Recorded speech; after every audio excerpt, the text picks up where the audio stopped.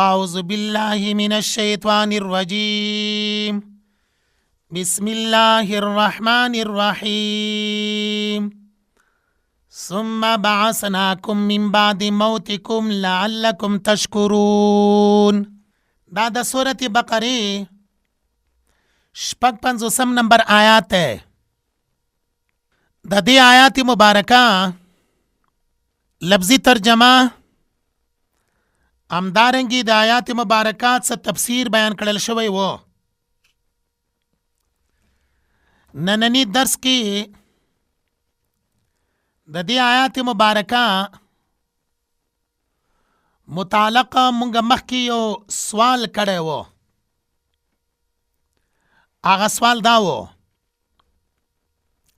چې په دې آیات مبارکه کې ثم بعثناکم الفاظ دي، یعنی اے بنی اسرائیل بیا می تاسو را ژوندي کړل. نو سوال راځي چې کله دغه بنی اسرائیل الله پاک مړ کړي وو د تندر په ذریعہ باندې، بیا دوی را ژوندي کړل، آیا دوی مکلف وو او که نه وو مکلف؟ د مرګ نه وروسته چې کله دوی را ژوندي شول مکلف په احکامو د شرع وو او که نه وو؟ د دغه سوال نه جواب دا دی. یو قول د مفسرینو دا دی چې د مرګ نه وروسته کله الله پاک دوی را ژوندي کړل بیا هم دوی مکلف وو، ځکه دنیا کې هیڅ څوک د تعبد نه نشي خالی کېدلی. څوک چې دنیا کې زندگی تیروي هغه به تعبد د الله پاک بندگی خامخا کوي. نو دا خلق هم مکلف و په عبادت باندې، مکلف و په احکام د شرع باندې. لکه قرآن مجید کې ارشاد ده وَاعْبُدْ رَبَّكَ حَتَّى يَأْتِيَكَ الْيَقِينُ. آیات کې نبی کریم صلی اللہ علیہ وسلم ته فرمائی وَاعْبُدْ رَبَّكَ، بندگی د رب کوا تر وخت مرګ پورې. د دې آیات مبارکه سره مفسرینو د شیخ عبدالقادر جیلانی رحمه الله واقعا نقل کړي ده. وی د شپې په تهجد باندې ولاړ و، عبادت کولو، د الله پاک سره مناجات کولو. نو شیطان چې کله د شیخ عبدالقادر جیلانی رحمه الله دغه د عبادت اخلاص او خلوص ولیدلو، نو داغه د دوکه کولو د پاره یو خطرناک حربه استعمال کړله. شیطان هاتفی او غیبی آواز وکړلو شیخ عبدالقادر جیلانی رحمه الله ته چې ستا ټول ګناهونه می بخلی دي، نور ته د عبادت نه سبکدوش تقاوت شوی، ستا عبادت ته ضرورت نشته او ته می بخلی. شیخ عبدالقادر جیلانی رحم الله د شیطان دغه خطرناک حربه چې کله واوریدله د ده منصوبه باندې پوه شولو، نو مونځ یې ورپسې مات کړلو او په دې الفاظو سره یې ورته وفرمایله چې ای ابلیسه، ای د الله دشمنه، په دې ناره سره څومره خلک به تا ګمراه کړي وي. شیطان ورته وویلی چې دغه خبره د رښتونې ده، ډېر بې علمه خلک چې هغوی به عبادت طاعت کولو ما په داسې نارو سره، داسې غیبی آوازونو سره گمراه کړي دي، دین نه مې اړولی دي. خو دا راته ووایه چې ته زما نه څنګه بچ شولی، زما د دغې حربې نه څنګه تا خلاصون حاصل کړلو؟ شیخ عبدالقادر جیلانی رحم الله ورته فرمایي دا په برکت علم سره. کوم علم؟ علم د قرآن مجید. او بیا یې ورته دا آیات مبارکه پیش کړلو وَاعْبُدْ رَبَّكَ حَتَّى يَأْتِيَكَ الْيَقِينُ. حاصل دارنګي ورته بیان کړلو چې ابلیسا په دې آیات مبارکه کې الله پاک سید المرسلین آقای دو جهان محمد صلی الله علیه وسلم مخاطب کړی دا. هغه ته فرمایي ته د الله بندگی کوا تر مرګ پورې. زه خو د رسول الله صلی الله علیه وسلم امتی یم. کله چې زمان نبی تر مرګ پورې په عبادت باندې په بندګۍ د الله باندې مکلف دی، نو آیا زه به د عبادت نه زه به د الله د بندګۍ نه خلاص یم؟ د دې خو به دا معنا شي چې زما مرتبه علیاذ بالله زما د نبی نه هم اوچته ده او دا کفر دی، دا گمراهی ده. لنډه دا چې بنی اسرائیل کله چې الله پاک را ژوندي کړل، نو یو قول د مفسرینو دا دی چې دغه بنی اسرائیل مکلفو په احکامو د شرع باندې، دوی د احکامو د شرع نه آزاد نه وو. دویم قول د مفسرینو کرامو دا دی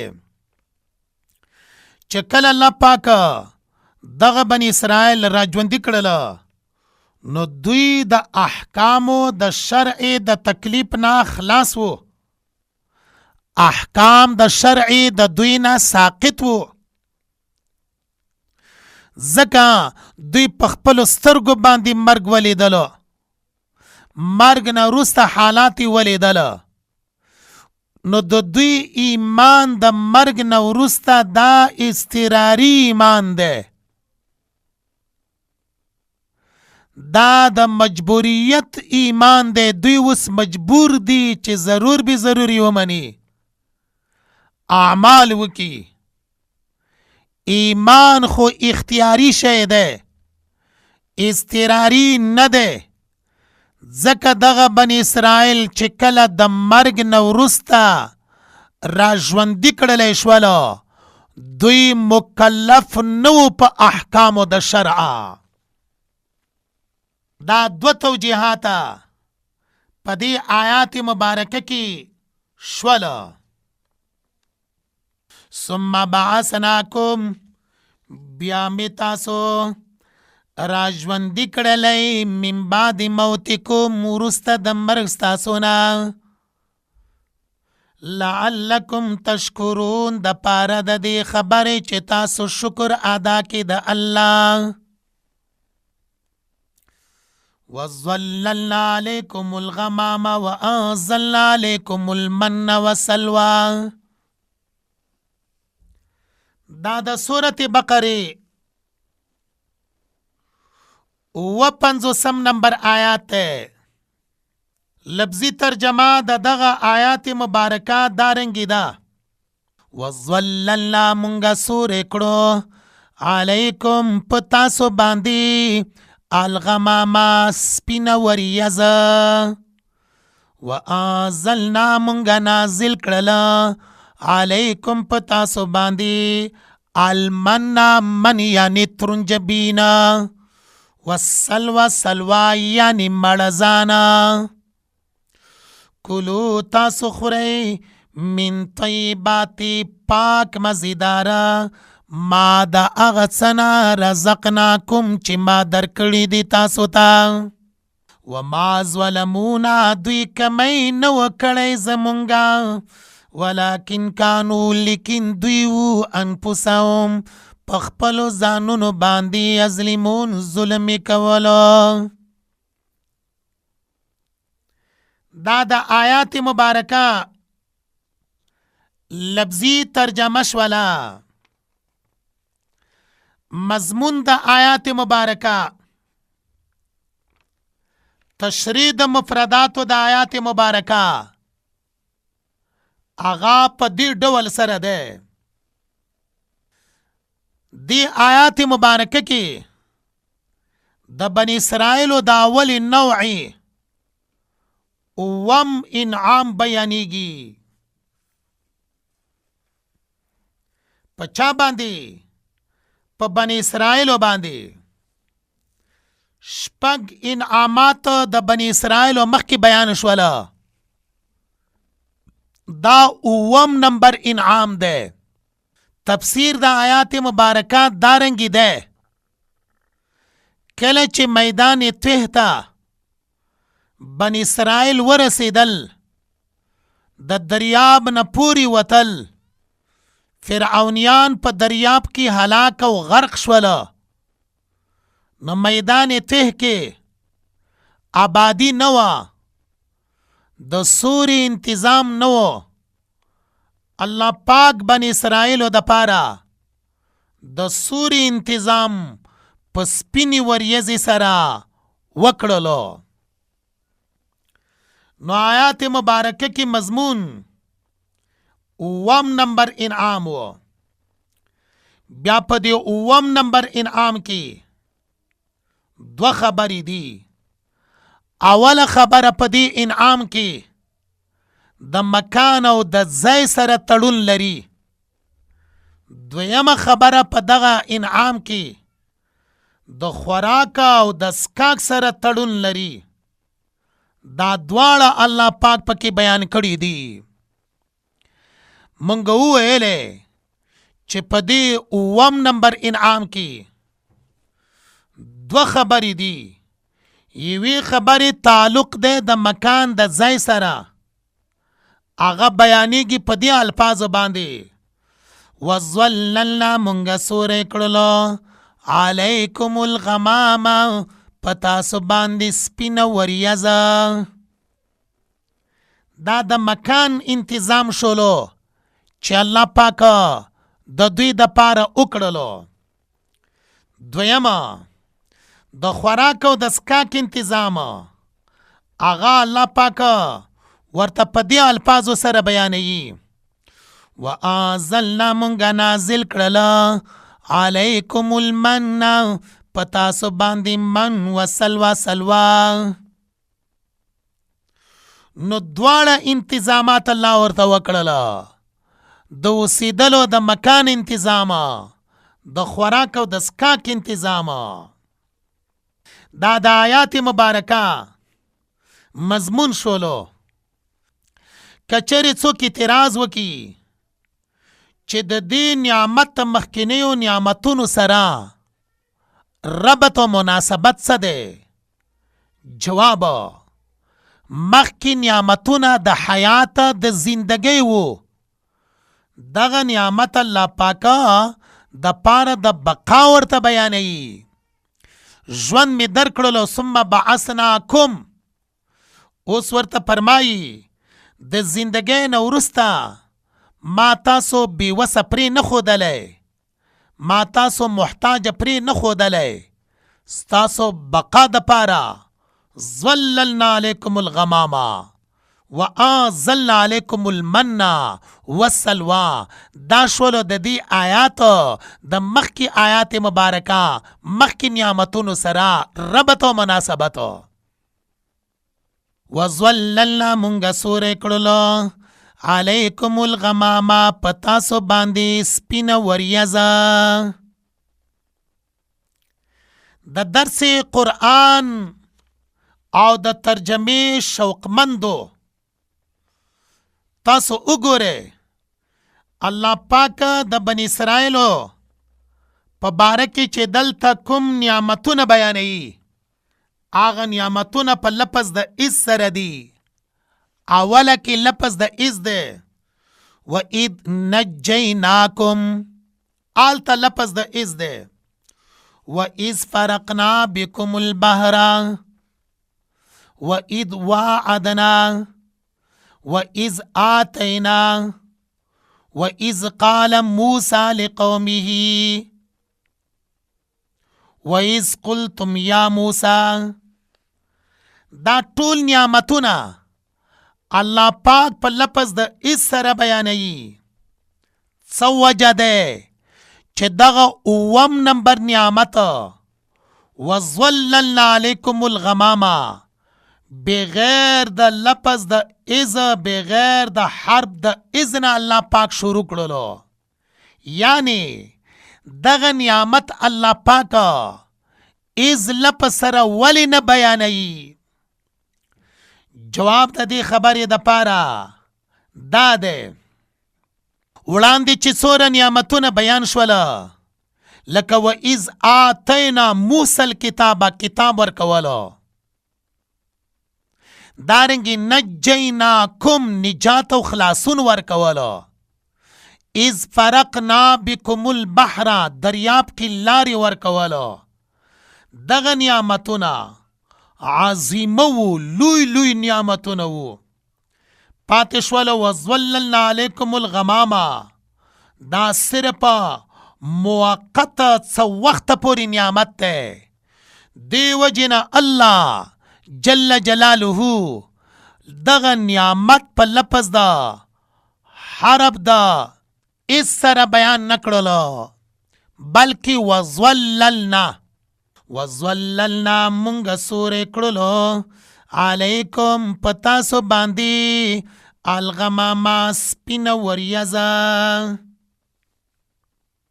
سوال دا راځي چې قرآن پاک کې خو د وریځې دپاره لفظ د سحاب هم ذکر شوی دی، مزن لفظ هم ذکر شوی دی. څه وجه دی چې دغه نعمت کې الله پاکه لفظ د الغمام ذکر کړلو، السحاب لفظ بیان نکړلو یا بل یو لفظ؟ جواب د دغه سوال نه دا دی، غمام نری وریځې ته وایي چې د انوار تپ یا د انوار شعاوې پټوي خو تیاره نه جوړوي. هغه وریځ په اسمان کې چې توره وي او ډیره ډوبه وي، نوار مکمل پټ کی، په طبیعت باندې هغه انقباض تنګسیا راولي. خو کله چې د نور رڼا پټه کی، نری وریځ وي، سپینه یي، په طبیعت باندې دروندوالی نه راولي. الله جل جلاله فرمایي او بنی اسرائیلو ستاسو څومره خیال الله پاک ساتلی دی. ظللنا علیکم الغمامه، ما سورې کړلو په تاسو باندې سپینه وریځه، تکه سپینه وریځ وه، دا الله پاکه په تاسو باندې سورې کړله. وانزلنا مونږه نازل کړل علیکم المنه، په تاسو باندې من یعنی ترنجبین، والسلوى سلوى یعنی مړزانه. سوال دا راځي چې آیات مبارکه کې وانزلنا لفظ دا انزال بیان کړلو، دا سیونه فرمایله اعطیناکم، ما تاسو ته درکړلو من او سلوى، بلکې انزلنا الفاظ مبارکه بیان کړله. د دې وجوهات څه دي؟ جواب د دې خبرې د پاره دا دی، کله چې په میدان ته کې من او سلوى د پاره ظاهری اسباب نو، خارق عادت یعنی د عادت نه خلاف، الله پاک دوی ته من او سلوى ورکوله، یعنی غیبی طریقې سره الله دوی ته من او سلوى ورکړي دي. ځکه الله آیات مبارکه کې وانزلنا علیکم المنه لفظ د انزال ځکه بیان کړلو چې دغه من او سلوى ما دوی ته په غیبی طریقې سره ورکړي وو. وانزلنا منگا نازل کړل علیکم پتاسو باندې المن من والسلوى سلوى. سوال دا راځي چې دا لفظ د من په دې آیات مبارکه کې، دارنګې لفظ د سلوى په دې آیات مبارکه کې ذکر شوی دی، دا دی څه شی او دوی ته دا څنګه میلاوېدل؟ جواب د دې خبرې د پاره دا دی، لفظ د من کې مختلف قولونه د مفسرین کرامو ذکر شوي دي. وګورئ قرطبي کې شته، دارنګې نورو تفسیرونو کې یو قول دا دی چې من نه مراد دی ترنجبین. دویمه بل قول دا دی چې د من نه مراد دی خوږه ژاوله. دریمه من نه مراد دی ګبینه. څلورمه من نه مراد خوږ شربت دی. تفسیر ابن کثیر لیکلی دی چې دا څلور قولونه یو بل ته نږدې دي. بیا فرمایي کله چې الله پاک د خوراک او د څښاک په دوی باندې احسان کړی و، بغیر د مشقت ته عمل نه دوی ته میلاوېدل، نو منه کله چې یوازې به دوی وخوړله نو د خوراک کار به دوی ته ورکولو، او چې د شپې به د دوی په ونو باندې نازلیدل اوبو سره به بیا خلط کړله نو د شربت کار به ورکولو. وانزلنا مونږه نازل کړله علیکم په تاسو باندې المن منا والسلوا سلوا. سلوا نه مراد څه دی؟ جواب سلوا په باره کې مختلف قولونه دي. بعضې وایي چې سلوا نه مراد مړزان دي. دا به د عادت خلاف د دوی د اوسېدلو ځای کې الله پاک را پیدا کړله، په ډېره آسانه سره به یې نیولی شول، بیا به یې خوړله. دلته کې یو سوال دی چې سلوا مړزان کله به چې دوی خوړل نو دا خو غوښې دي. من چې کوم تعبیر تا وکړو هغه خو خوږ شی دی. خوږ شی خو د خوراکي نه وروسته وي، دلته کې د خوراکي نه مخکې دی، نو دارنګې ولې وشوله؟ جواب د من او د سلوا پیدایش خلاف عادت و، خوراک هم خلاف عادت و، ځکه من مخکې ذکر شولو، سلوا وروسته ذکر کړلی شوله.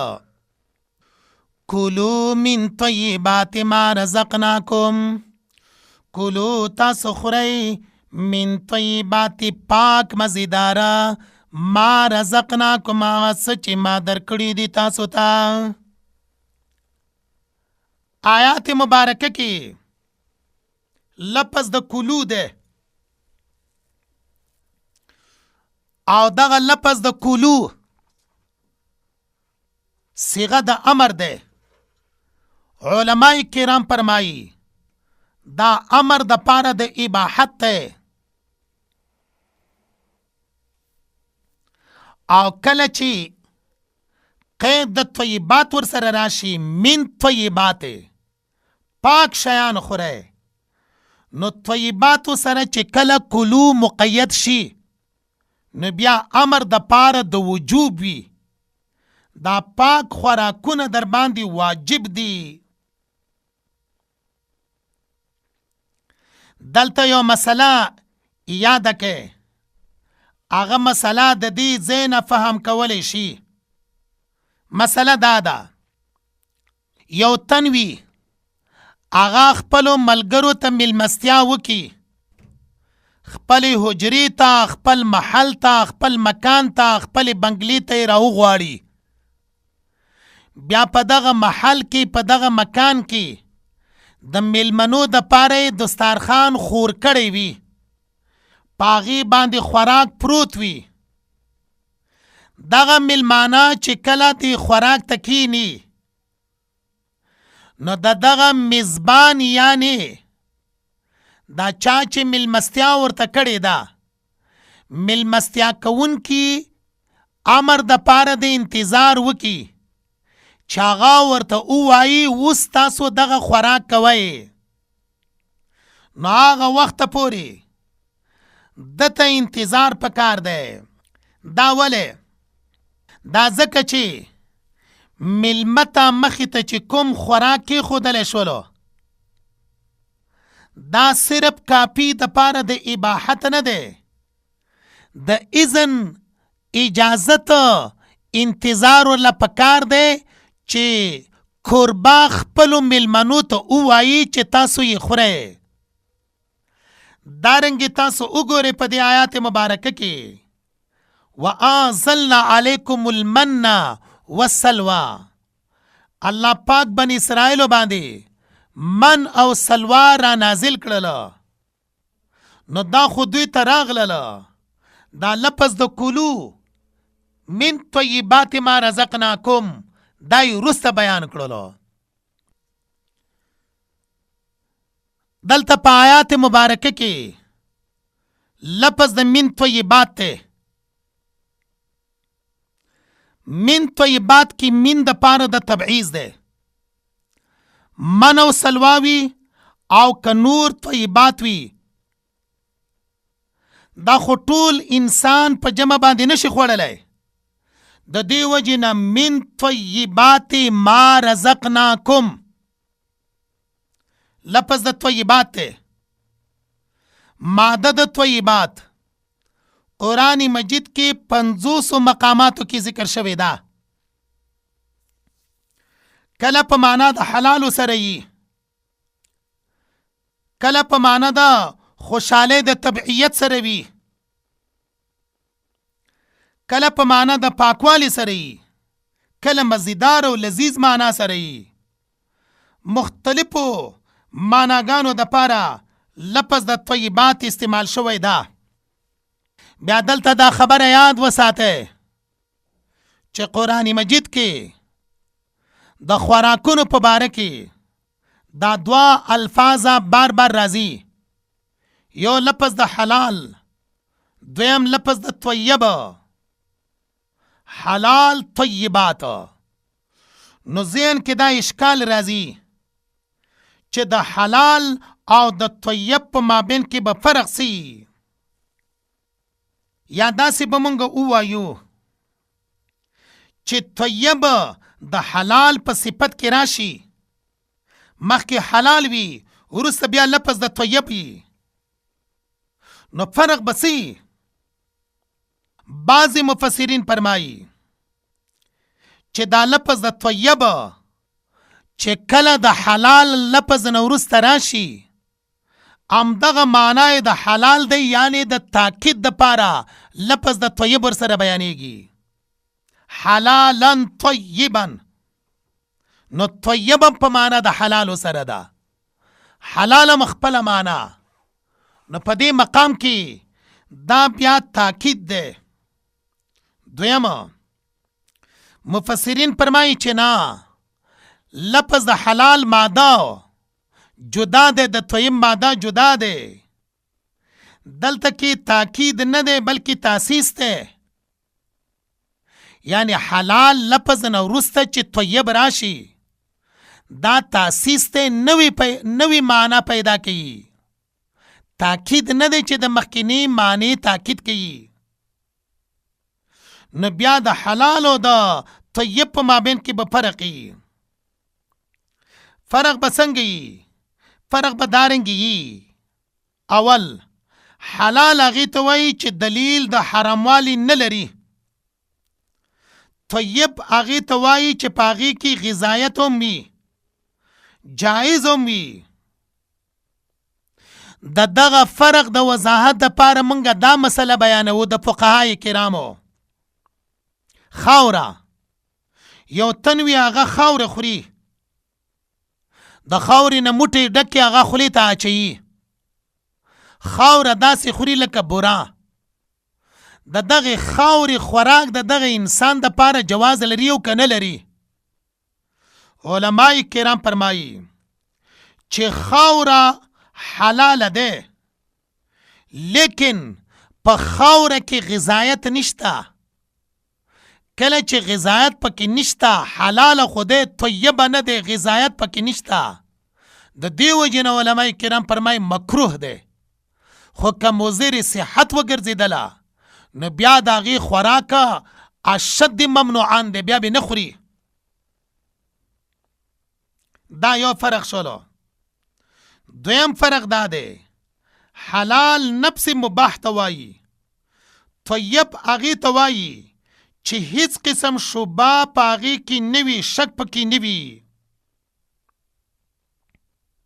دې ته ویل کېږي لفظ د حلال او لفظ د طیب په مابین کې فرق. د دې نه علاوه نور فرقونه هم مفسرین کرامو کړي دي. کلو تاسو خورئ من طیبات پاک مزیداره ما رزقناکم هغه څه چې ما درکړي دي تاسو ته، وما ظلمونا دوی نقصان نه و کړی زمونږه. دا لفظ د وما ظلمونا د دې نه وړاندې یو عبارت دی، هغه مقدر دی، تقدیر دارنګې دی ولا تطغوا. حاصل دا دی چې دوی منشي وو د ذخیره اندوزۍ نه چې دغه من او سلوا مه ذخیره کوئ، د ناشکرۍ نه چې د من او د سلوا ناشکري مه کوئ. کله چې دوی ناشکری شروع کړله او دارنګې ذخیره اندوزي شروع کړله، نو الله پاک په دوی باندې من او سلوا کم کړله. نو ځکه د آیات مبارکه کې فرمایي وما ظلمون، دوی نقصان نه و کړی زمونږه، یعنی د الله پاک او د الله د رسول نقصان نه و کړی، ولکن کانو لیکن دوی وو انفسهما په خپلو ځانونو باندې یظلمون ظلم کوله. لکن د پاره د استدراک دی، کانو د پاره د عادت ته ظلم د دوی دی، چې دا ظلم د دوی دا عادت ګرځېدلی و، همیشواله به په هغې باندې کولو.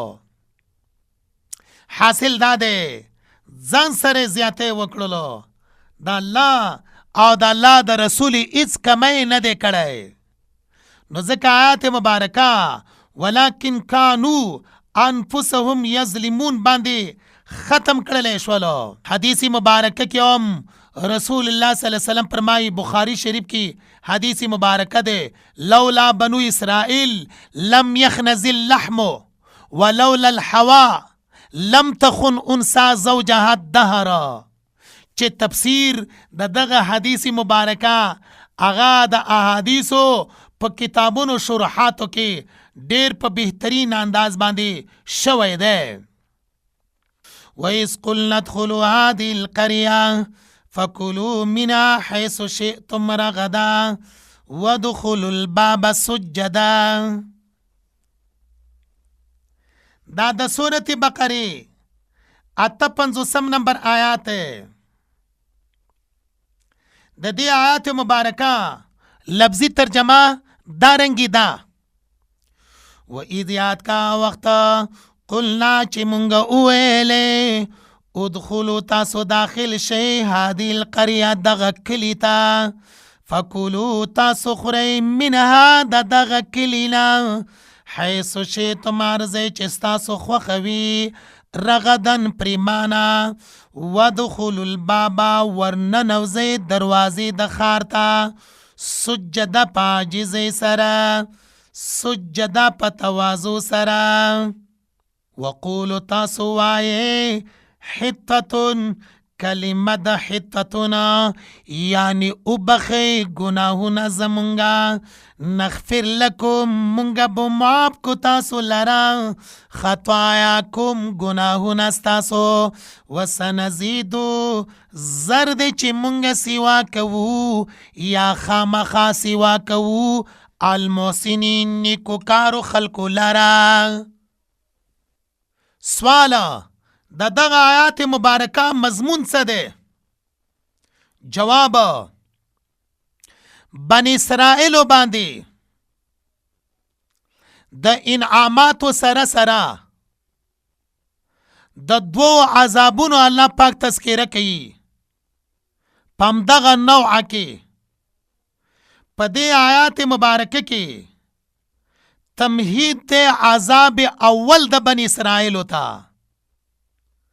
نو اول عذاب را روان دی راتلون کی آیات مبارکه کې دا آغا عذاب د پاره 58 نمبر آیات کې تمهید او مقدمه بیانولی شي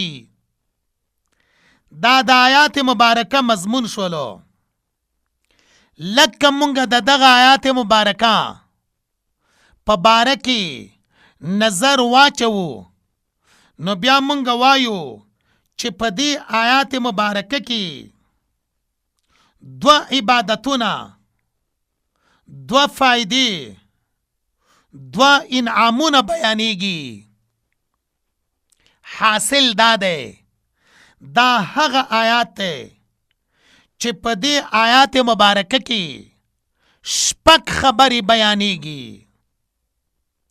هغه شپږ خبرې دارنګې دي دو خبرې د عباداتو متعلق دي هغه دا چې وادخلوا الباب سجدا دا اول عبادت شوله چې په دې آیات کې بیانېږي دویمه وقولوا حطة وایي تاسو کلمه د حطتنا دا دویم عبادت چې په دې آیات مبارکه کې بیانېږي دو په دې آیات مبارکه کې انعامات الله پاک دی اغا اول انعام فکلوا منها حيث شئتم رغدنا اول انعام شئتم الفاظ سره بیانېږي دویم انعام رغدن الفاظ سره ذکر کیږي دارنګه په دې آیات مبارکه کې دو فائدې هم دي اول فائدہ نغفر لکم خطاياکم دویم فائدہ وسنزيد المحسنین په لنډو باندې بداسي وایو چې مضمون تمهید او مقدمه د اولنی عذاب تا لگ تشریح و تفسیری مختصرا دارنګي ده آیات مبارکه کې شپږ خبرې دي دو عبادتونه اول عبادت سجدا دویم عبادت حطتنا او دارنګي پدی آیات مبارکه کې دو انعامونه دي اول انعام شئتم دویم انعام رغدنا دو فائدې دي اول فائدہ نغفر لكم خطاياكم دویم فائدہ وسنزيد المحسنین لب لباب دارنګي شو چې شپږ خبرې په دې آیات مبارکه کې ذکر کولای شي رازو د آیات مبارکه شانزول تا شانزول د دې آیات مبارکه داو د موسی علیه السلام په زمانه کې او د موسی علیه السلام حیات طیبه کې دوی ته وویل شوله چې بیت المقدس آزاد کې د ظالمانو نه جهاد وکړي دوی د حضرت موسی علیه السلام د دغه حکم الهی چې ورته بیان کړلو انکار ته نه وکړلو چې مونږه جهاد نشو کولای او د موسی علیه السلام ګستاخی وکړله داسې وویلې سوره مائده کې راځي فاذهب انت وربك فقاتلا ان هاهنا قاعدون اے موسی تو او ستا رب دی لاړ شي د دغه عمالقه قوم سره تاسو وجنګیږئ مونږ به دلته د تناسو دای ګستاخی وکړله د حضرت موسی علیه السلام خپه کړل حضرت موسی علیه السلام بخاری شریف کې دی چې غزوه بدر کې رسول الله صلی الله علیه وسلم صحابه کرامو سره مشوره کوله. اشیرو الی ایها الناس، ما ته مشوره راکې ای خلکو، زه څه وکما؟ آیا د ابوجهل لشکر ته ورشو؟ جنگ د پاره به څوک زما سره تیاری؟ نو حضرت ابوبکر صدیق رضی الله تعالی عنه دل پذیر بیان او تقریر وکړلو. نبی کریم صلی الله علیه وسلم بیا فرمایل ما ته مشوره راکې. عمر رضی الله تعالی عنہ بیا یو فرمایل یو بل صحابي بیان وکړلو، چونکه ابوبکر صدیق عمر فاروق دا خو مهاجرین وو. نبی کریم صلی الله علیه وسلم چې کله مدینه المنوره ته راغللو انصارو ته دا فرمایلی وو چې کچرته چا په ما باندې حمله کوله نو تاسو به زما حمایت کوئ، کچا پسې زتلم نو تاسو به هغه مسئولیت نه لرئ، تاسو مکلف نه یې چې زما سره خامخا لاړ شئ. نو ځکه نبی کریم صلی الله علیه وسلم غزوه بدر کې پوښتنه کوله چې تاسو ماته مشوره راکئ. حضرت مقداد بن اسود رضی الله تعالی عنه هغه پاتېدلو او داسې الفاظ ویل، یا رسول الله مونږ د بنی اسرائیل په شان سره نه یو چې موسی علیه السلام ته ویلی وو فذهب انت وربک فقاتلا انا هاهنا قاعدون.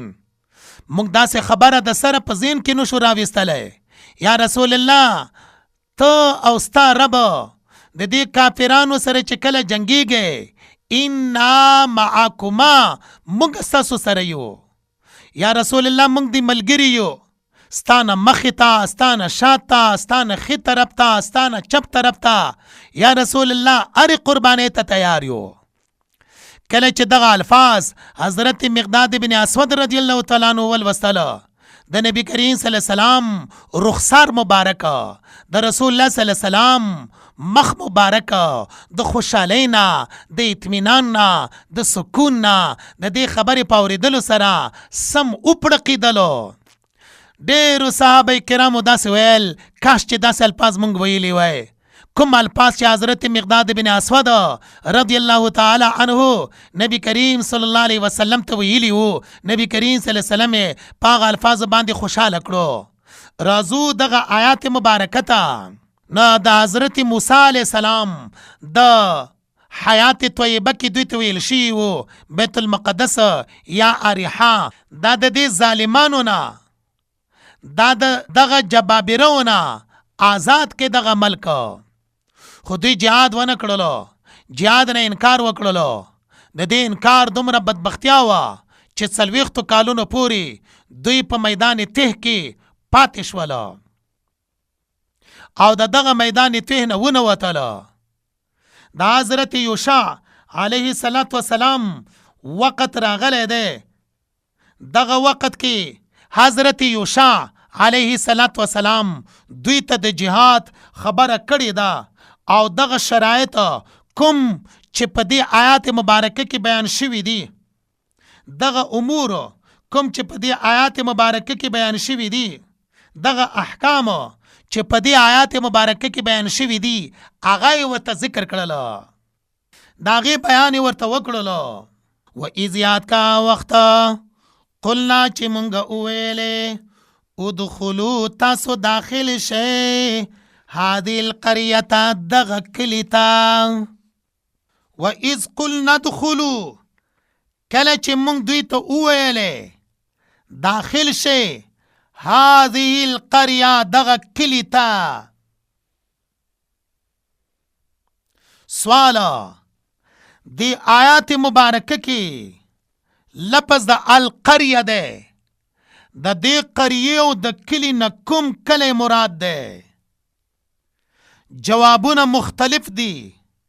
اول جواب مراد د دین بیت المقدس ده. دویم مراد دین ایلیا ده. دریم مراد دین اردن ده. څلورم مراد دین فلسطین ده. پنځم مراد دین شام ده. شپږم یو قول د مصر په باره کې هم ده. سوال دا راځي چې د مفسرینو په دغه قولونو کې قوي قول کوم یو ده؟ جواب علامه ابن کثیر لیکلی دی چې مراد د دین بیت المقدس ده. داغي جهاد په دوی باندې فرض شوی و او دغه احکام الله پاک د حضرت یوشع علیه السلام په زمانه کې دوی ته بیان کړي دي، دوی ته ذکر کړي دي. فکلوا تاسو خورئ من دغه کلینا حیث شئتم ارزئ چې ستاسو خوښوي رغدن پریمانه. آیات مبارکه کې دا دوه نعمتونه الله پاک ته بیان کړل. لکه بار بار مونږ ویلې، اول شئتم، دویم رغدنا. ودخلوا ورننوزئ البابا دروازې د ښار ته سجده په عاجزۍ سره. سجده په عاجزۍ سره، سجده په سجدې سره. سواله دروازې د ښار ته څنګه سجده نه؟ جواب ادخلو امر تعبدی ده. مفسرینو لیکلی دی چې دروازه وړه وه، ښکته وه، بغیر د سر ښکته کېدلو نه امکان نه و چې سړی داخل شوی وی. نو ځکه آیات مبارکه کې وادخلوا الباب سجدا، داخل شه دروازې د ښار ته سجده په سجدې کولو سره. تفسیر ابن کثیر لیکلی دی چې سجده مراد د سجدې نه انحنا، سر ښکته کول، تواضع، حال رکوع. د دین بیا تفسیر او ترجمه دارنګي مونږ کوو. وادخلوا الباب ورننوزئ دروازې د ښار ته سجده عاجزي کوونکي، سجده کوونکي یعنی عاجزي کوونکي. وقولو تاسو وایئ حطتون، کلمه د حطتنا. آیات مبارکه کی وقولو حطتون دام امر تعبدی ده، عبادت ده. حاصل دا ده چې داخلی گئی سجدان سجده کون کی یا عاجزی کون کی. د دې سره سره په خوله باندې وای حطتنا. حاصله عمل بستاسو یې سجدن، قول ستاسو به یې حطتنا. دا معنا ده. دلته یو اشکال دی علمی، هغه دا دی چې وقولو قول خو موقوله غواړي، موقوله جمله وي، حطتن دا خو مفرد ده. جواب دا ده عبارت کی تقدیر ده. تقدیر ده عبارت دارنگی ده مسئلتنا حطتنا یا امرنا حطتنا.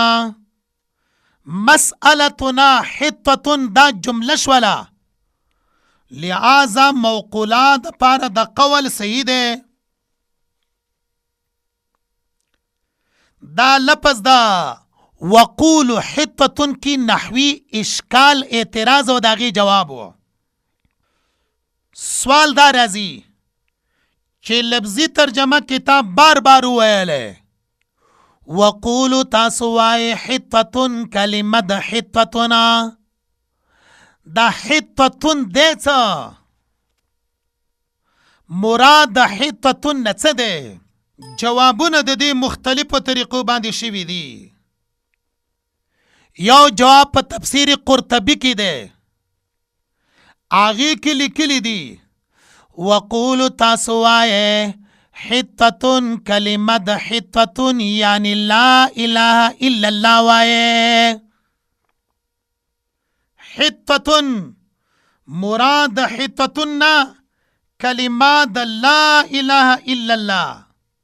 دا یو قول. دویم قول دا ده مراد حتتن هغه استغفار ده. نو ترجمه به بیا دارنګ شي وقولو تاسو وایه حتتنا او بخې مونږه. دواړه ترجمې دواړه تفسیرونه مونږ وکړله. بیا ته دغه عبادت چې سجدن ده امدارنګي حتتن ده د دې دو فائدې دي. اوله پیدا دغه عبادت بیانېږي نغفر لکم مونږ په ماف کو تاسو لرا خطاياکم گناهونه ستاسو. آیات مبارکه کې دي نغفر لکم مونږ په ماف کو خطاياکم گناهونه ستاسو. خطایا جمع تکثیر ده د خطیئتونه او دا د خطیئی ماده 22 کرت قرآن پاک ذکر ده. بیا خطیئه کبیری تم ویل شي. خطیئه په معنا د کفر سره مستعمل د قرآن مجید کې. خطیئه په معنا د خلاف اولا سره مستعمل ده. خطیئه دا الله پاک حکم قصدن ارادتن پری خودلو سره مستعمل ده. دا ټول معناګانې د لفظ د چا د خطیئه په شمول د صغایرو ټول ته د لفظ شامل د قرآن پاک مستعمل ده. وسنزيد المحسنين خامخا مونږ سیوا کوو نیکو کارو لرا. آیات مبارکه کې سنزيد المحسنين دا عطب دے پا قولو حتتن الفاظ باندے. او بیا پا دغا آیات مبارکه کی آخر کی لپس د محسنین ذکر کړل شوی دی وسنزيد المحسنین. محسنین احسان لپس نراغستل شوی دا. احسان ستوائی حدیث مبارکه کی دی ان تعبد الله كأنك تراه فإن لم تكن تراه فإنه يراك. دیتا احسان ویل کیږي. نو معنا د حدیث مبارکه بیا دارنګ شوی دا. احسان دیتا وای ان تعبد الله كأنك تراه د الله داسې بندگی وکې لکه الله پاک ته یینې. الله پاک خو ته نشي کتلی لیکن الله پاک خو ته یینی. حاصل دا ده چې داسې تأثر په خپل عبادت کې خپل نفس ته ورکا چې الله پاک ما یینی. الله پاک نه زما هیڅ یو شی پټو پناه نه ده. هغه که زما دغه عبادت ته هم الله پاک زما دا عبادت یینی. دیتا ویل کیږي احسان. حاصل د آیات مبارکه دا ده چې دی آیات مبارکه کې شپږ خبرې بیانېدلې او دا غ شپږ واړه خبرو مونږه نشاندهي وکړله مختصرا طریقې باندې او دا هغې مونږه تفسیر بیان کړلو. داو د دغه آیات مبارکه تشریح او تفسیر او داو زمونږه د نننی درس د سورت بقره دغه دوا آیاتونه مبارکه چې داغي تفسیر بیان کړل شولو. الله پاک دی مونږ ټول د قرآن پاک د تفسیر د پاره قابلیت او مقبولیت دواړه زمونږ ټول سره شامل حال کی او الله پاک دی دغه درس دا سلسله امدارنګي قائم دائم وساتي. واخر دعوانا ان الحمد لله رب العالمين.